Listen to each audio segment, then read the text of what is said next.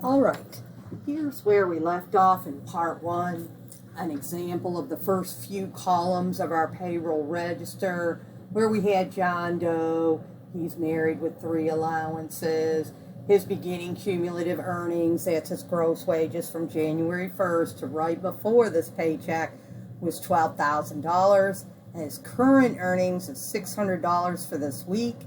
And then the ending cumulative earnings is his beginning cumulative earnings plus his current wages of $600. So that would be $12,600 is the ending cumulative.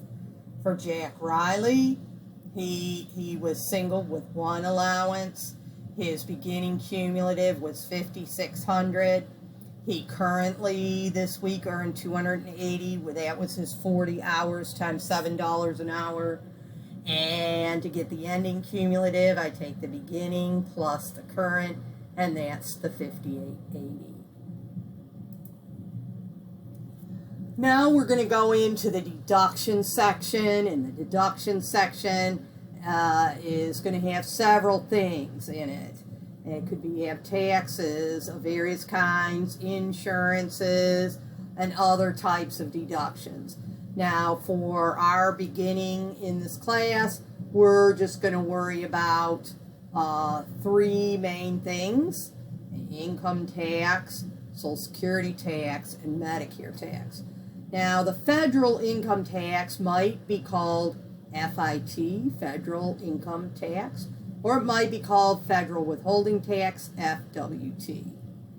Okay? To figure out how much to withhold for the federal income tax, we have to have their W-2, and we have to look up in certain tables. And starting this year, those tables are separately put into publication 15T. Okay? Now, for this demo, I'm using the tables from 2005. Okay, so they work the same as the older tables in the publication 15T. So that's, they work just the same. You're going to write the income tax that you find in the tables into the appropriate column of the payroll register. And here's the process that you have to do. You have to find the correct page for the length of the pay period. So if the pay period is for 1 week or for a month or however long the pay period is. Okay? So for our example, John and Jack were being paid for a weekly paycheck. So we're going to find the pages for weekly. Then you need to find the correct marital status page. So there's weekly pages that have for married and weekly pages that have for single. So John is married and Jack is single. So we'll have to find those 2 separate pages.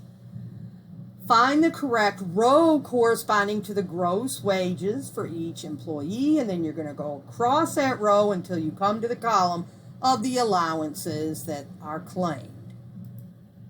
Now here is a table. Again, this is old table, but the tables in the 15T for existing employees that are still using their old W-4 form work just exactly the same. They'll have some different numbers, but they work as the same. First of all, we have to find the weekly pay period. Then we have to find whether it's married or single. Now, John is married.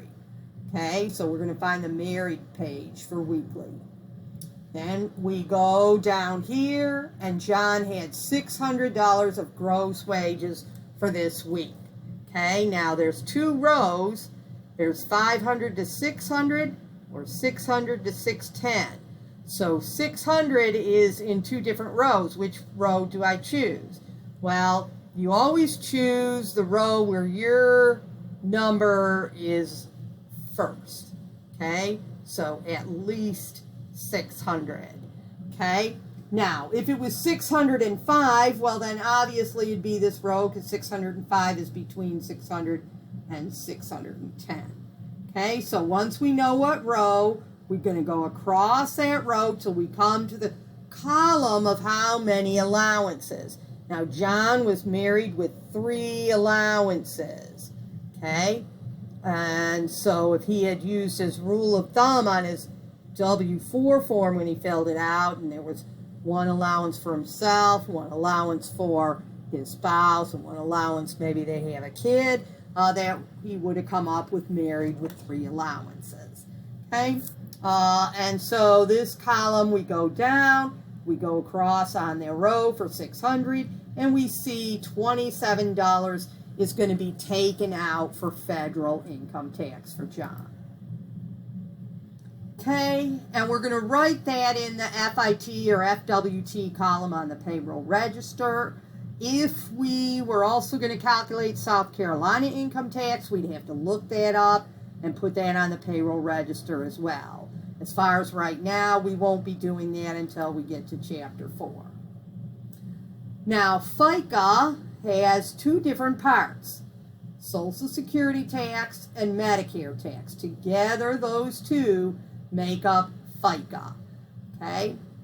And Social Security is 6.2%. So what this does is the whole time that you're working, all the years you're working, 6.2% of your gross wages is coming out of your check and going into this pool of money.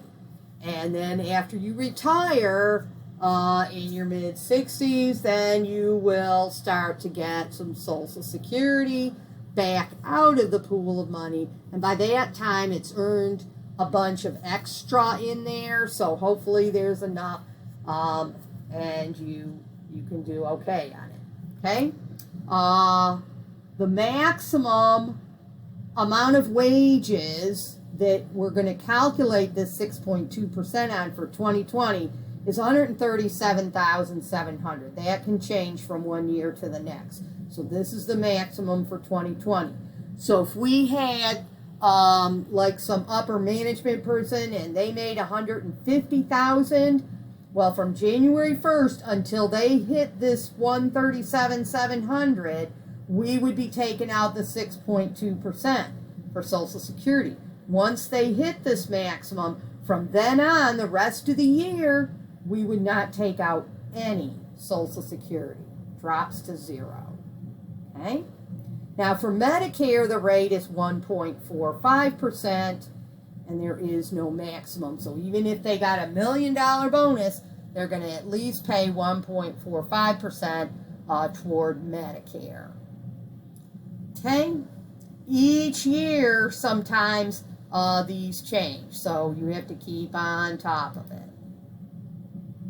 So here's our example for John. We check the maximum, which is $137,700. Now his beginning cumulative is $12,000, which is a huge amount under $137,700. So we don't even need to worry about him hitting the maximum. All his $600 for this week is going to be taxable, and we're going to take the 600 times the 6.2%, which is 0.062. We got to move the decimal over to the left 2 places, so that's 0.062 times 600 is $37.20. We're going to put that in the Social Security column on the payroll register. Then for Medicare, there is no maximum on Medicare. So all of the 600 times 0.0145, it's 1.45%. Move the decimal over to the left 2 places. 0.0145 times 600, his gross wages is $8.70, and we'll put that in the Medicare column. Okay, then we're going to have the total deductions column. So that would be a total of $72.90.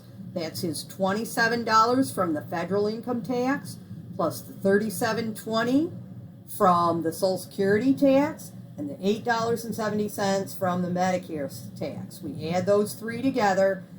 Total deductions is coming out of his check of $72.90. Then we're going to subtract the total deductions, just like the payroll formula. We're going to subtract the total deductions from his gross wages, and that will get the net pay. So for John, his gross wages is $600. We subtract the total deductions of $72.90, and that gives us net pay of $527.10. We will actually write a check out to John for $527.10. Here's our payroll register for John, his hours, beginning cumulative, this week's earnings, ending cumulative. You can ignore these three columns here for now. His deductions, his $27, income tax, $37.20, Social Security, $870 Medicare. The total of those three is $72.90. His $600 gross wages minus the $72.90 total deductions is his net pay of $527.10. And we wrote him check number 101. Okay, once you get done with this, you want to make sure you total all the columns and make sure they crossfit. So beginning plus current earnings equals ending. So down here, the total beginning plus the total current earnings should equal the total ending. And yes, it does. So I put a check mark with a crosshatch to show that yes, if I add these down, it's that much. I add these down, it's that much. I add these down, it's that much. And if I add these across, it equals that. So we want to do the same thing with the deductions. Once we get these totals, we would add these three totals, and they should equal that total. Then the grand total of the $880 minus the total deductions should equal the net amount total. If they do, you'll put the check mark with the crosshatch to show that everything balances. If they don't balance, you need to find your mistake is somewhere and correct it. And that's what this slide says. Okay? Now, once we have the payroll register done, we have to transfer each employee's paycheck into their individual earnings record. So John's paycheck should go to John's earnings record. Jack's paycheck should go to Jack's earnings record. For overtime, by law, overtime has to be paid to hourly workers who work over 40 hours in a week. It's only required by law, however, if the employee actually worked over 40 hours. So if one of their days was a sick day that they didn't physically work, even though the company paid them for that sick day, that's not counted for as far as overtime. Now, the company may pay them overtime if they work, say, on Saturday to get some extra hours. The company may choose to pay them overtime, but they wouldn't be required by law unless he physically worked 40 hours first. Okay, if John, or let's say Jack, this says John, but let's say it's Jack because he's the hourly employee. They work 42 hours instead of 40. And he normally gets 40 hours times $7 an hour. That's $280. Then we calculate out the overtime rate, which is $7 an hour, his regular rate times 1.5, time and a half. That's required by law. Okay? 7 times 1.5 is $10.50 an hour. That's his overtime rate. Then we take his 2 overtime hours. He had 2 hours above 40 times his overtime rate of $10.50, and that's $21. Then we're going to add the regular and the overtime earnings together. So we have $280 of regular plus the $21 of overtime. That's $300 of gross wages. And then we would go ahead and calculate out his federal income tax, Social Security, and Medicare tax based on the whole $301.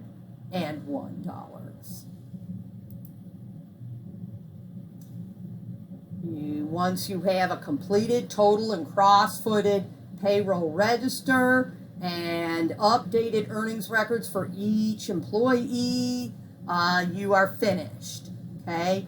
Accuracy is extremely important with payroll. Recheck every number. If you get a paycheck, you do not want it wrong.